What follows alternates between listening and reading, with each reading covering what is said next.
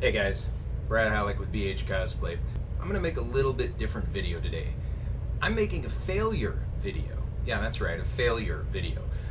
We see so many great cosplayers out there that are making these awesome videos about this cool stuff that they do, and sometimes it can be a little discouraging because we're like, holy crap, that's amazing. There's no way I can do that. How did they get so good? Well, the reason they got good is they failed a lot. So I want to have this video as kind of an encouragement that failure is a huge part of cosplay. So I'm going to talk some of my most recent failures, and that is on my two-handed Skyrim Dragonbone sword that I've been working on and pulling my short hair out trying to get this figured out. So here we go. So first of all, a big shout out to two of my good buddies who have helped me out in a ton of different ways when it comes to mold making and things of the like.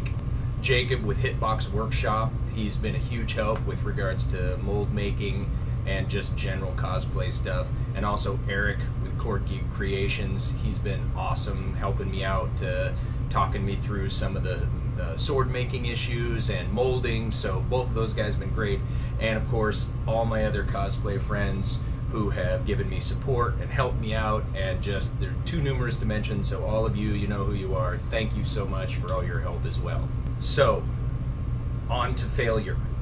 The good news is, this project where I designed and made this Skyrim two-handed Dragonbone sword has been wrought with failure. Failure number one is getting excited and rushing the project. After I designed this sword in clay, I molded it out of clay, I rushed to get a mold of it.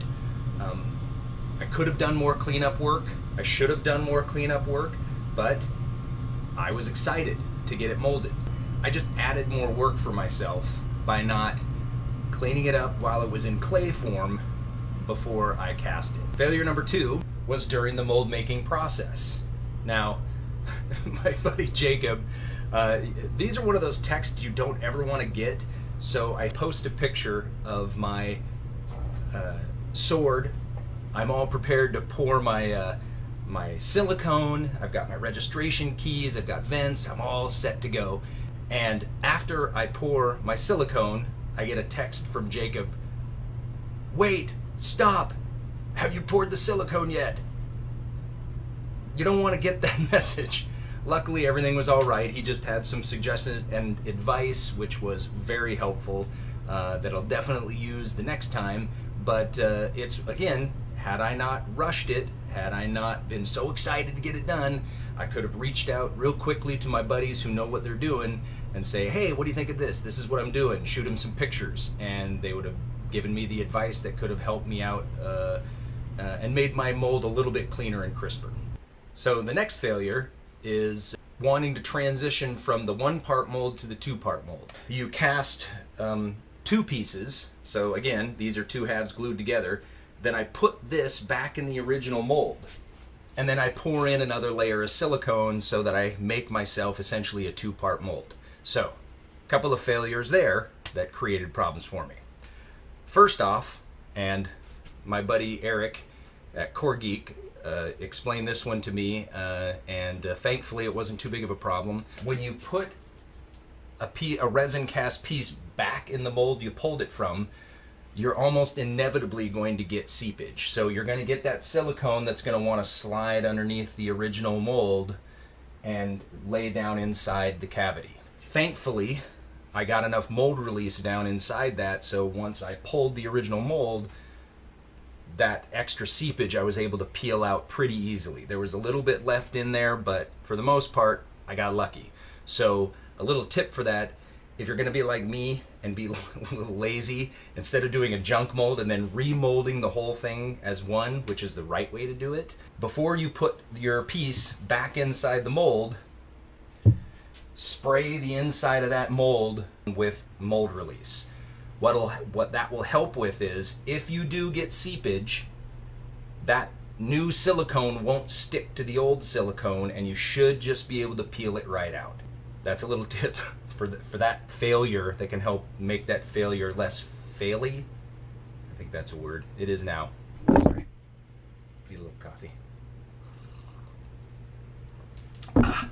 Failure makes me thirsty.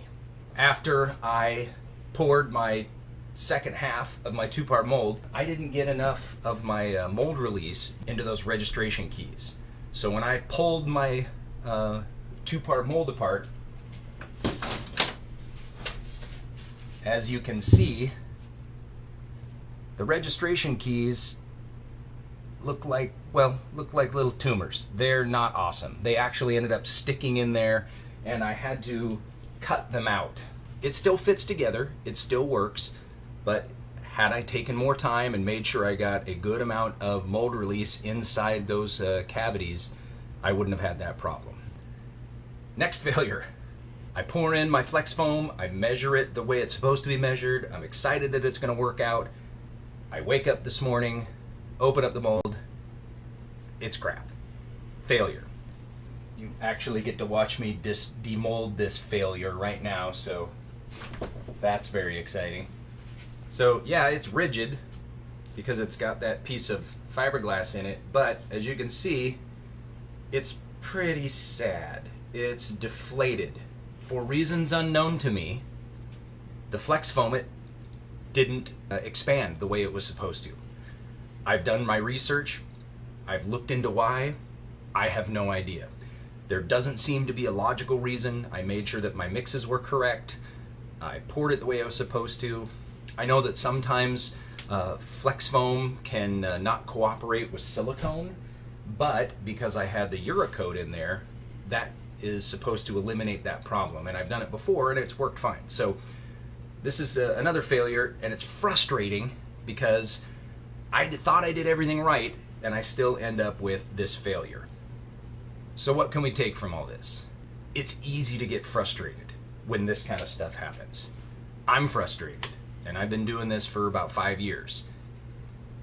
But that's the beauty of cosplay. Step outside your comfort zone, get out there, try things you've never tried before, and learn. That's the only way you're going to get better. I see tons of posts in the different prop forums. What's the best way to cut foam? Or what's the best way to do this? And I'm not knocking those questions. Those are great questions. They're important questions. And you're going to get a lot of help because the cosplay community is awesome. And all of us want to help everybody else. And that's one of the things I love about this community. But you got to get out there and do it yourself. You can read a ton of different posts. You can watch 500 how-to videos. But until you get out there and actually do it yourself and try and make, you're never going to progress. There's tons of times you're going to get frustrated and you're going to want to stop and you're going to want to quit. But just remember, failure not only is an option, it's got to happen for you to keep moving forward. Failure is a part of cosplay. It is a huge part of cosplay. Ask any cosplayer. And while we don't generally celebrate failures, I'm here to say that we need to, because that's the way we learn. This failure that I'm showing you right here, I had tons of them, but I've learned from every single one of them, and I'm excited to move forward and really see what's next. See, I even have a failure while I'm making this video. My buddy Murray from Foam Friction Studios is texting me, and I forgot to put my phone on vibrate. So hey, another failure. So hopefully this video motivates you a bit if you feel like you're kind of stuck or you feel like you're failing a lot. Well, if you are, then you've joined the ranks of every single cosplayer out there. Make sure that you are embracing the failure, because that's the only way you learn. Yeah, you can learn from other people's failures, and if you can do that, that's awesome, do it. But you're gonna fail when you're making, and that's great, and don't let it get you down.